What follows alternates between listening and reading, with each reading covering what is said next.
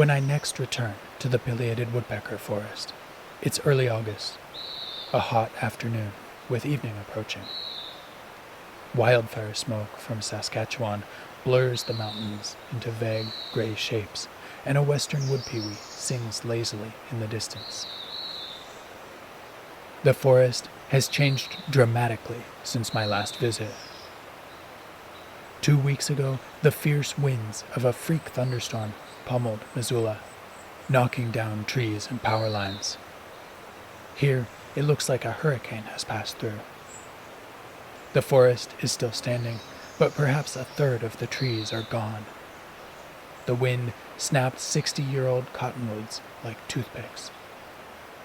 The forest floor is littered with tree trunks and the smell of drying cottonwood leaves. I pick my way over and around the debris to check on the nest tree. I fear the worst for it. Although the breeding season is over now, the woodpeckers might have reused the cavity as a winter roost, or in rare instances as a nest in a future year. But even if the woodpeckers never again were to visit their laboriously excavated home, it would remain important to the forest community. Dozens of species reuse old pileated woodpecker nests to take shelter and raise their young, from western screech owls and wood ducks to Vox's swifts and northern flying squirrels. As I get closer, I prepare myself for bad news. Is the tree even standing still?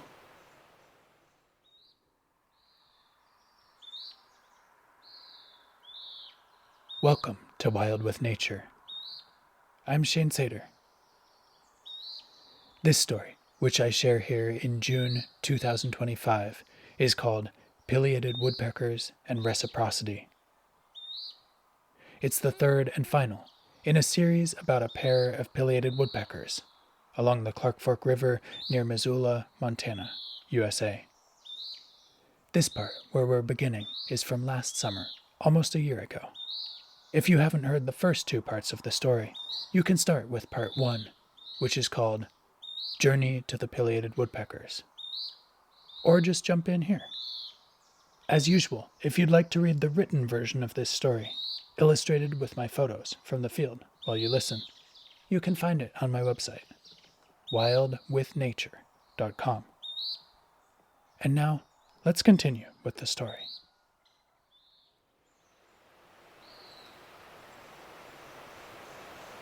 When I arrive, I'm relieved to see that the snag is unharmed. In fact, this section of the forest seems to have gotten off easily, with just a few toppled trees and downed branches. In contrast, a stand farther away from the river looks like a massive bulldozer ran over it, knocking over more than half of the trees. During the hot, late summer afternoon, a very occasional kee in the distance is my only clue that the pileated woodpeckers are still here, in their wind-struck forest.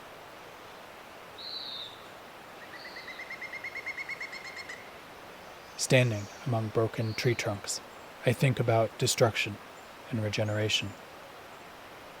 The loss of these trees feels tragic. But I know this isn't the end of the story.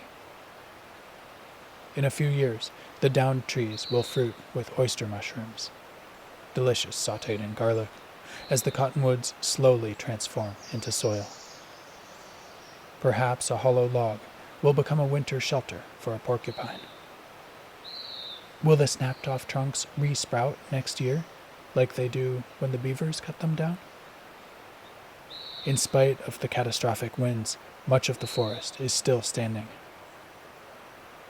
And if the river is allowed to flood, a future spring will deposit fresh sediments as cottonwood silk is flying on the breeze, and a new generation of forest will emerge.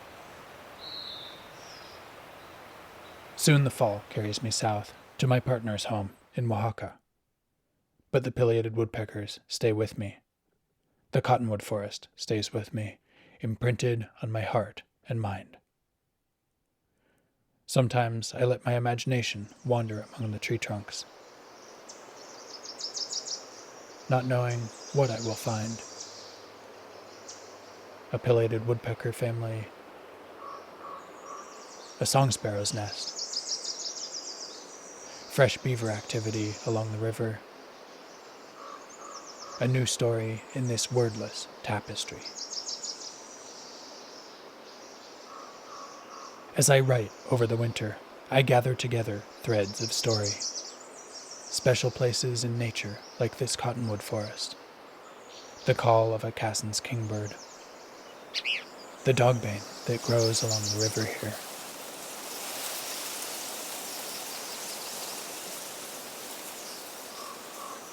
And the birds of evening in the Oaxacan tropical forest.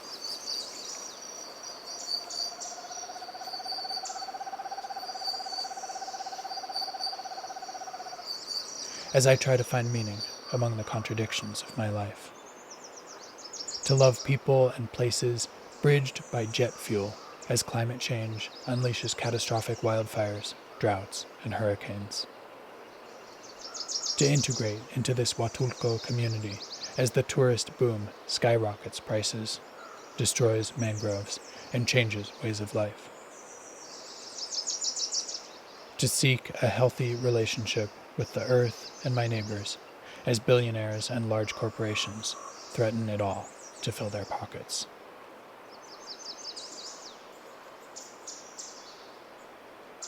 I keep on thinking about the pileated woodpeckers as I read Osprey Ore Lake's book, The Story is in Our Bones, How Worldviews and Climate Justice Can Remake a World in Crisis. She writes, and with her permission, I quote, "When we take a deep breath and slow down to really think about it, the things that actually make our lives possible and joyous very often are not the things that require extractivism or items to purchase. Photosynthesis, the hydrologic cycle, love, friendship, walking in the beauty of nature, mutual aid, sharing stories and meals. These are all things that can be done without financial exchange. In the current dominant culture worldview, which commodifies everything and sees things only for their deemed financial worth, we become further detached from what is given freely.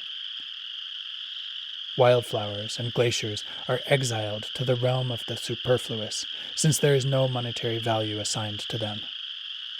We are taught in the commodification culture to lose respect and appreciation for many non-financially related treasures. To counter this rapacious economic worldview, we can work to restore what many have called a gift economy, a system that many of our ancestors participated in, some communities still practice today, and has engaged an ever-growing network of thought leaders. One of the central principles is not to hoard wealth. Rather, the gift economy framework is about understanding that the only way the entire breathing, living ecology of place and community survives and thrives is through mutual aid. By making and giving gifts, and moving those gifts throughout the community, we ensure our human and non-human relatives are taken care of. The essence of this exchange model is about aligning our economies with the natural laws of the earth and our neighbors. In communities that have practiced the gift economy, valuables are not exchanged for money or for other goods, but are instead given with no outward agreement that anything will be immediately returned. There is an implicit expectation that the person who received the gift will also give at some point in the future, whether back to the giver, to another person, to the land, or to the whole community, and until that happens, one remains in a state of positive debt. While debt is uncomfortable for those of us who live in a market economy, in a gift economy, debt is what binds one to the gift giver and to the whole community, intentionally creating an atmosphere of ongoing reciprocity. Osprey's words ring true for me. I've experienced it so often in Oaxaca, this kind of heartfelt generosity. An ear of maíz criollo, an invitation to share a meal, a complete stranger who invites me to visit their rancho, a glass of mezcal, an unhurried conversation, and Esta es tu casa. In many cases, to offer to repay these gifts with money would be an insult. And so I stay forever indebted, humbled, and grateful. I share my knowledge of birdsongs, pass on the gift of oranges from the Abuelo Teo's orchard, help out with dishes and firewood. Not to repay, because that's not possible, but to pass the gift forward. It's that way with the pileated woodpeckers, too. How can I repay the gift of a wild call on the April breeze? They've shown me their home, trusted me with their nestling, helped me to see the magic of this forest. To repay the gift would be impossible.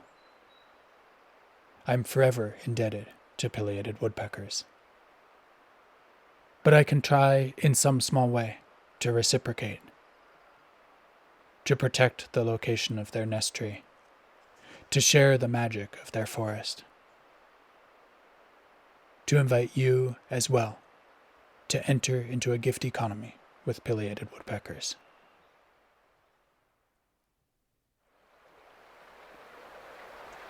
It's a starry April evening in 2025, roughly a year after I first got to know the pileated woodpeckers.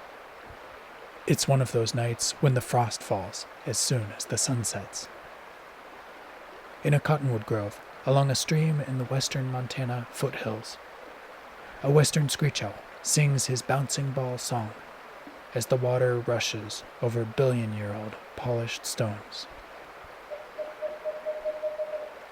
I wonder if he has a mate yet, or if he's still searching.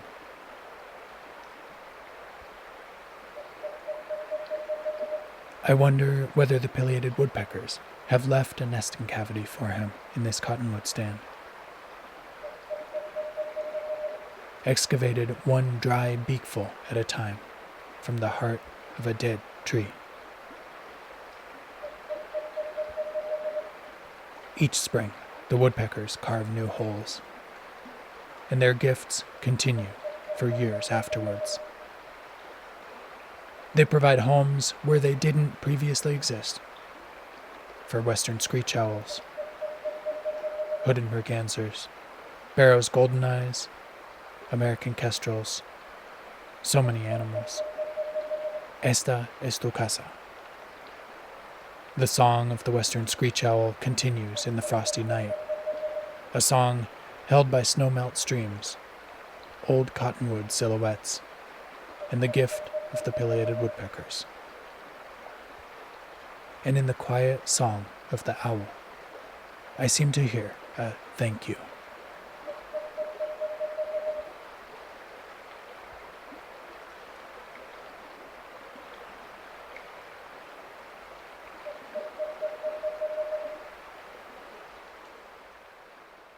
Thank you for listening. This story, and the whole project of Wild with Nature, is possible thanks to the support of listeners like you. This support includes those of you who simply share my podcast with your families, friends, and communities. My collaborators and fellow naturalists who appear in many of these episodes. And you, my supporters, who give me the financial backing I need in order to continue. Thank you.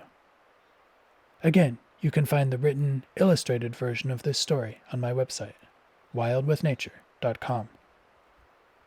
There you can also make a monthly donation through Patreon, or a one-time contribution in support of my work. Thank you. Until next time, get outside.